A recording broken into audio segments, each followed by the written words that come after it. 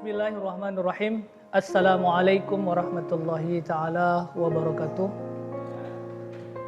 Alhamdulillah, kita puji Allah subhanahu wa ta'ala yang masih memberikan berbagai kenikmatan kepada kita. Salawat dan salam kepada baginda Rasulullah Muhammad SAW. Dan apa kabar ananda sekalian?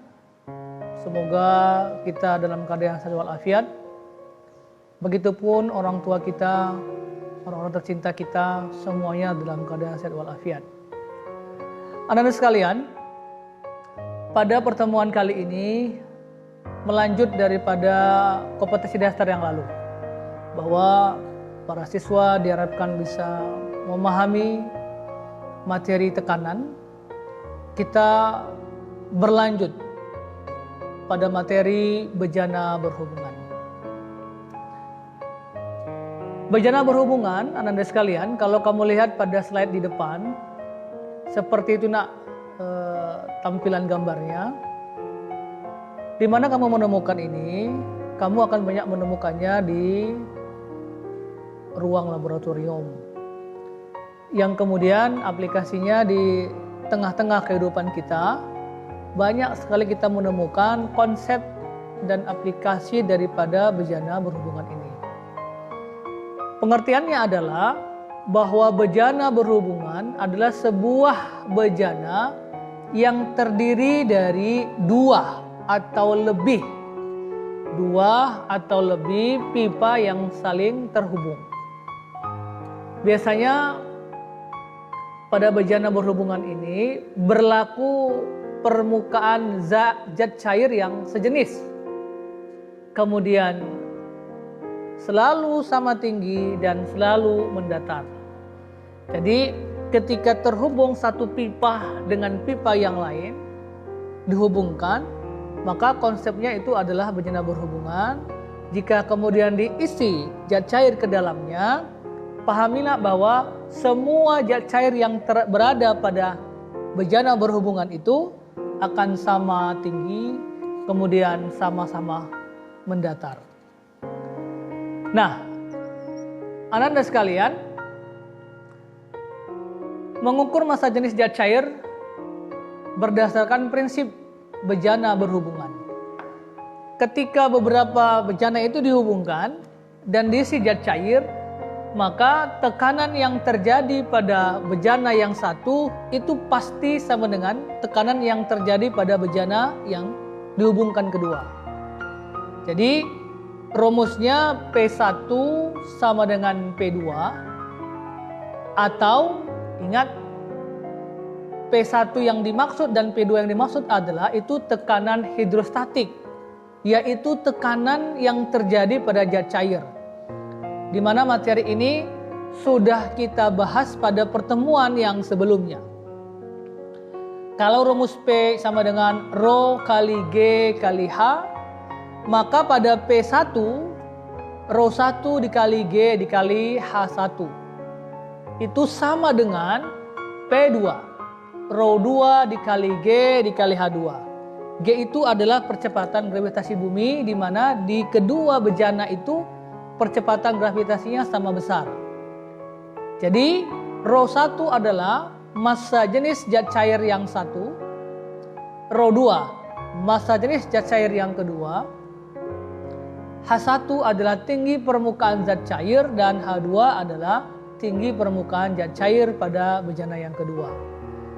Nanti kita akan terapkan rumus ini di kesempatan yang lain.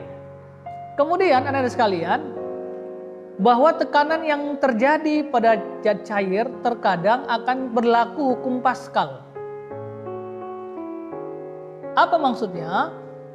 Hukum Pascal ini bercerita tentang tekanan yang diberikan pada zat cair dalam wadah tertutup akan diteruskan ke segala arah dengan sama besar. Jadi ada sebuah wadah yang saling berhubungan dengan konsep bejana berhubungan. Ketika ditutup atau diisi zat cair kemudian ditutup, maka tekanan yang terjadi akan diteruskan ke semua arah yang ada pada bejana itu. Ini konsep daripada hukum Pascal. Nah, prinsipnya adalah bahwa ketika ada sebuah bejana yang pertama dengan pipa diameter tertentu berhubungan dengan pipa diameter yang satu lagi, maka akan berlaku hukum Pascal. Seperti gambar yang ada pada tayangan kita ini. Maka bunyi hukum Pascal itu akan dibentuk dalam persamaan atau rumus F1 per A1 sama dengan F2 per A2. Coba ulangin. F1 per A1 sama dengan F2 per A2. Di mana F1 itu adalah gaya yang diberikan pada penghisap kecil atau bejana yang diameternya kecil. Satuannya Newton. F2 adalah gaya yang dihasilkan pada penghisap besar atau bejana yang kedua. Sementara A1 adalah luas penampang pada penghisap kecil dengan satuan meter kuadrat, dan A2 luas penampang pada penghisap besar dengan satuan meter kuadrat.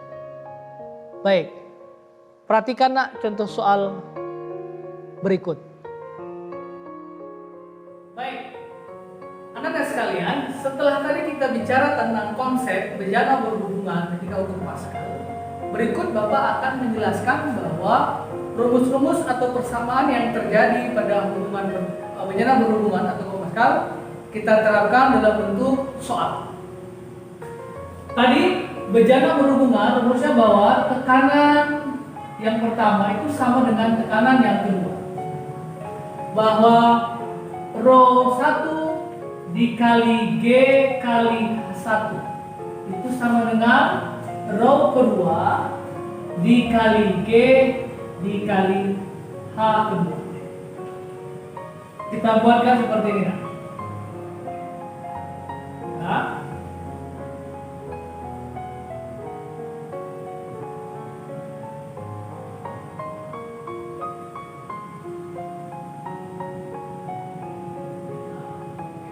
ini sama-sama ada zat cair. Ini bejana pertama, ini bejana yang kedua. Oke. Kelihatan bahwa yang pertama ini ketinggiannya cukup tinggi, sedangkan yang kedua tinggiannya cukup rendah. Zat cair yang terjadi pada bejana pertama Rho 1. Sedangkan yang terjadi pada bejana kedua, Rho kedua. Lalu kedua bejana ini kecepatan gravitasinya sama-sama G. Oke, sekarang kita mencoba menerapkan bagaimana persamaan ini diterapkan dalam soal. Contoh soal. Dalam sebuah bejana berhubungan diketahui bahwa Rho, massa jenis zat cair yang pertama adalah 1000 kg per meter kubik, di mana ketinggiannya H1 adalah 8 cm. Lalu pada bejana yang kedua diketahui Rho keduanya adalah 800 kg per meter kubik. Jika percepatan gravitasi bumi G adalah 10 meter per sektor kuadrat, yang ditanya berapakah besar ketinggian pada bejana yang kedua. Baik, tadi konsepnya bahwa P1 itu sama dengan P kedua. Rho 1 dikali G dikali H1 itu sama dengan Rho kedua dikali G dikali H kedua. Nah, dari apa yang diketahui kita masukkan ke dalam rumus. Oke. Rho 1 berapa? 1000 kali G-nya berapa? 10. Hanya 8 cm. Sama dengan rho kedua adalah 800 dikali dengan G-nya berapa? 10 dikali H yang kedua. Maka kita kalikan dengan cara matematika. 1000 dikali 10 dikali 8 berapa? Atau dengan cara penyederhanaan. Di sini ada 10, di sisi kanan, di sisi kiri. Sisi kanan ada 10, tinggal habiskan. Di sini nolnya 3, sini nolnya 2, hilangkan 22. Tinggal berapa nak? 10 kali 8, 80. 8 kali H2, 8 H2. Kita bagikan H2 menjadi 80 dibagi 8. Diperolehlah maka H2-nya adalah 10 cm. Kenapa cm? Karena pada H1 rumus satuan yang digunakan adalah cm, maka yang kedua juga cm. Ini kan hasilnya. Oke, jadi nanti kamu bisa melatih lagi di beberapa soal terkait soal-soal yang berhubungan dengan bejana berhubungan ini. Oke, nah, Bapak rasa ini masih hitungan yang sederhana, ya, dari rumus yang ada. Kemudian kita buat yang lain.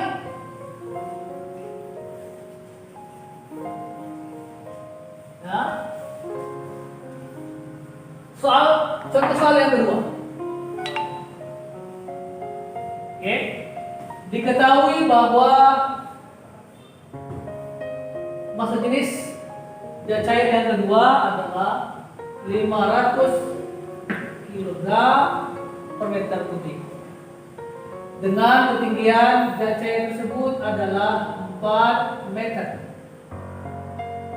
Apabila percepatan gravitasinya adalah 10 meter per sekon kuadrat dan ketinggian zat cair yang pertama adalah 2 meter. Yang ditanya, hitunglah berapa besar massa jenis zat cair yang pertama. Kembali, persamaan yang muncul tadi adalah P1 sama dengan P2.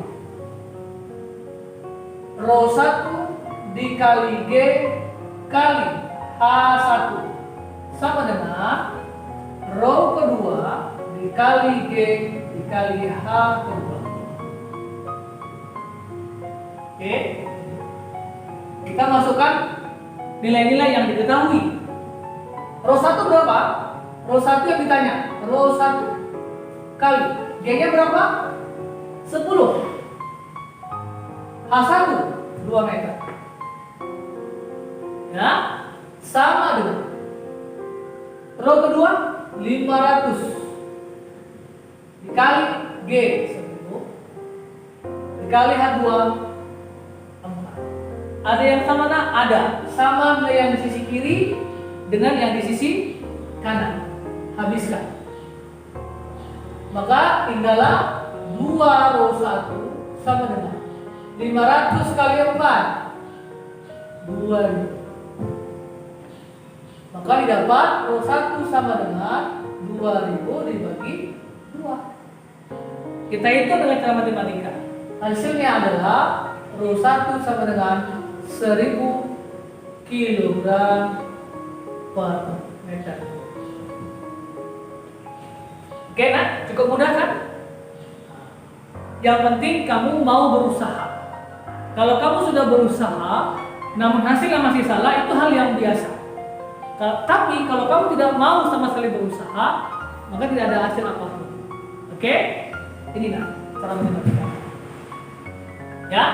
Nah, sekarang kita ke hukum Pascal. Ya. Tetap di channel ini nak ya. Nah, kita kumpaskan.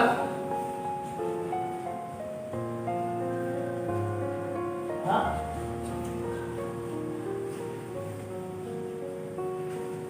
Tadi Buyung kumpaskan adalah pada sebuah bejana diisi zat cair, maka tekanannya akan diarahkan ke semua arah.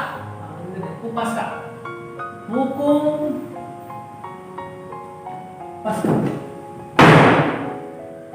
Oke? Nah, rumusnya F1 per A1 sama dengan F2 per A2.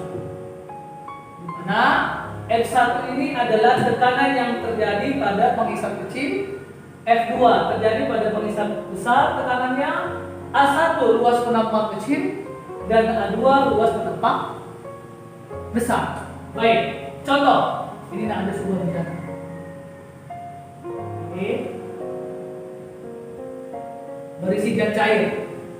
Maka menurut Pascal, tekanan itu akan terjadi diarahkan pada semua tempat, semua arah. Oke. Dari sini terjadi F1. Maka di sini juga akan terjadi F. Dari sini luas penampang kecil A1, di sini luas penampang besar A2.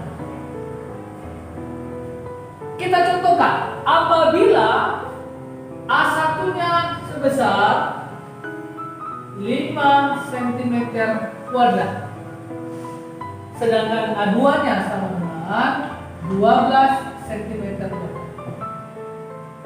Sementara tekanan yang terjadi pada luas penampang besar atau F2 sebesar 40 Newton. Maka ditanya berapakah besar gaya pada pengisap kecil.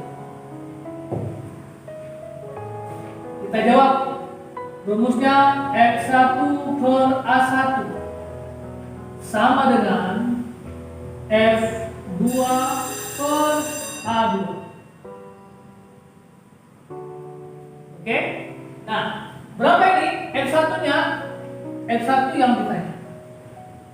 Per A1-nya 5 cm kuadrat.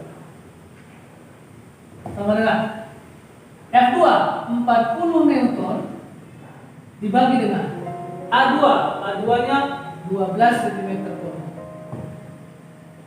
Oke, rumusnya satuannya juga sudah sama. Kalikan sila. Ini kali kemarin, ini kali kemarin. Maka F1 kali 12 sama dengan 5 kali 4. Hasilnya berapa? F1 sama dengan 5 kali 40.